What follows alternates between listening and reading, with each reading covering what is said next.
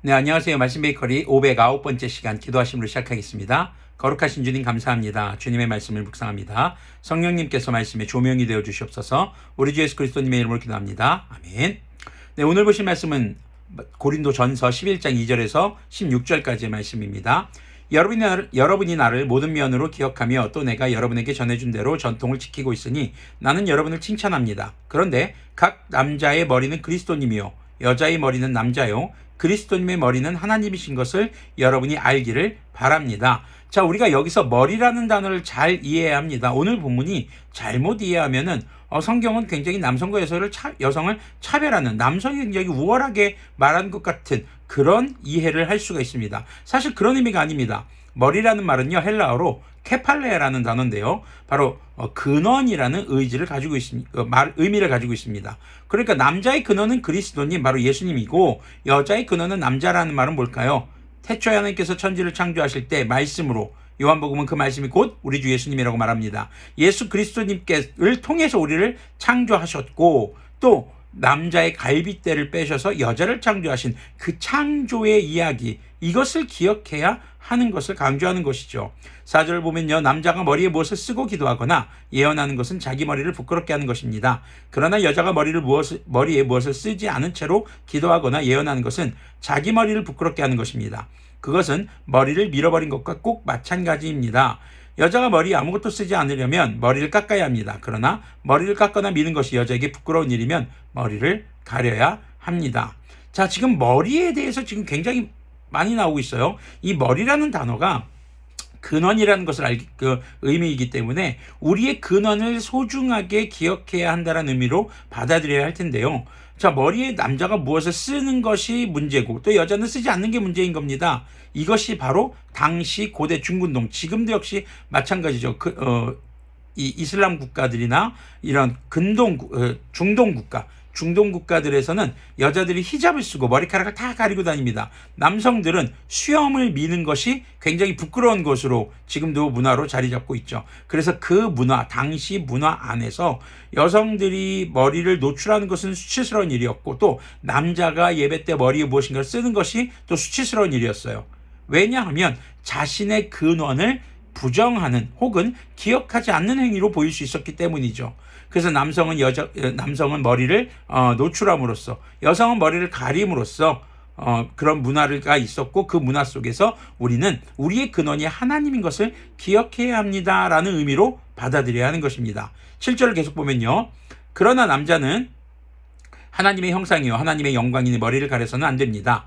그러나 여자는 남자의 영광입니다. 남자가 여자에게서 난 것이 아니라 여자가 남자에게서 났습니다. 이 얘기는 뭐예요? 아까 말했던 갈빗대를 취해서 여성을 창조하셨죠. 또 남자가 여자를 위하여 지으심을 받는 것이 아니라 여자가 남자를 위하여 지으심을 받았습니다. 요 구절 오해하시면 안 됩니다. 여자가 남성들에게 이렇게 봉사해야 되는 존재구나. 그건 아니에요. 둘이 한 몸을 이루는 거예요. 그러므로 여자는 천사들 때문에 그 머리 권위의 표를 지니고 있어야 합니다. 그러나 주님 안에서는 남자 없이 여자가 있지 아니하고 여자 없이 남자가 있지 않습니다. 창세기에서는 남자의 갈빗대를 취해서 여자를 창조했지만 세상의 모든 남자들은 어머니에게서 태어났습니다. 그렇기 때문에 이 구절은 남성과 여성이 동등합니다라는 것입니다. 자, 12절 계속 보면요, 여자가 남자에게서 난 것과 마찬가지로 남자도 여자의 몸에서 났습니다. 그리고 모든 것은 다 하나님에게서 났습니다. 중요한 것이 이거죠. 모두가 하나님에게서 난 것입니다. 자, 여러분은 스스로 판단하여 보십시오. 여자가 머리에 아무것도 쓰지 않은 채로 하나님께 기도하는 것이 마땅한 일이겠습니까? 자연 그 자체가 여러분에게 가르쳐주지 않습니까? 남자가 머리를 길게 하는 것은 그에게 불명하게 되지만 여자가 머리를 길게 하는 것은 그에게 영광이 되지 않습니까? 긴 머리카락은 그의 머리를 가려주는 구실을 하는 것입니다. 이 문제를 두고 논쟁을 벌이려고 생각하는 사람이 있을지 모르나 그런 풍습은 우리에게도 없고 하나님의 교회도 없습니다. 자, 지금 이 말씀의 내용을 다시 한번 정리해 보면은요, 우리는 이 당시 문화에서는 여성은 머리를 가리고 남성은 머리를 가리지 않는 그런 모습을 통해서 우리의 근원이 바로 주님께로부터 비롯되었고, 창세기에 등장하는 창조의 이야기를 통해서 우리가 남성과 여성으로서 지음받았다라는 것, 그리고 둘이 한 몸을 이루어서 생명의 잉태와 출산이 이루어지고 있다라는 것, 이러한 창조의 섭리를 기억해야 한다는 것입니다. 즉 우리의 근원이 우리 주 하나님, 함께 있다라는 것을 기억해야 한다라는 것이죠. 그리고 또 하나는 남성성과 여성성, 남성과 여성이 서로 다르게 지음받았습니다. 그것을 소중하게 여기고 존중할 줄 알아야 한다는 것이죠. 그것과 마찬가지로 한 사람 한 사람이 각기 다르게 주님의 창조의 섭리를 따라 지음받았습니다. 그렇게 자신의 몸이, 자신의 삶이 주님께서 창조해 주신 것을 기억하며 소중하게 가치 있게 여길 때 우리가 주님의 창조의 섭리 가운데 살아갈 수 있게 되는 것이죠. 그럴 때에 비로소 자신의 몸을 사랑하고, 그럴 때에 비로소 내 몸을 사랑하듯 이웃을 사랑할 줄 아는 그런 계명을 지키는 그런 그리스도인들이 되는 것을 우리가 기억해야 하겠습니다.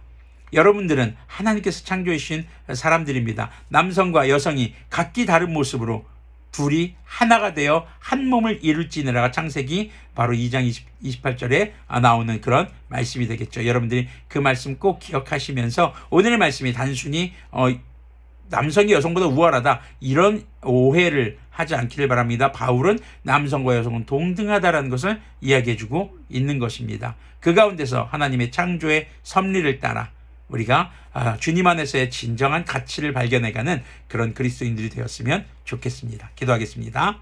거룩하신 주님 감사합니다. 주님의 말씀을 묵상했습니다. 주님, 우리가 하나님으로부터 비롯된 것임을 기억하게 하여 주시옵소서. 주님, 우리의 근원이 오직 주님께 있음을 알며 주님께서 우리를 창조하신 모습, 그 모습 안에서 비전을 발견하고 정말 그 모습을, 그 목적을 이루어갈 수 있도록 주님께서 긍휼을 베풀어 주시옵소서. 우리 주 예수 그리스도님의 이름으로 기도합니다. 아멘.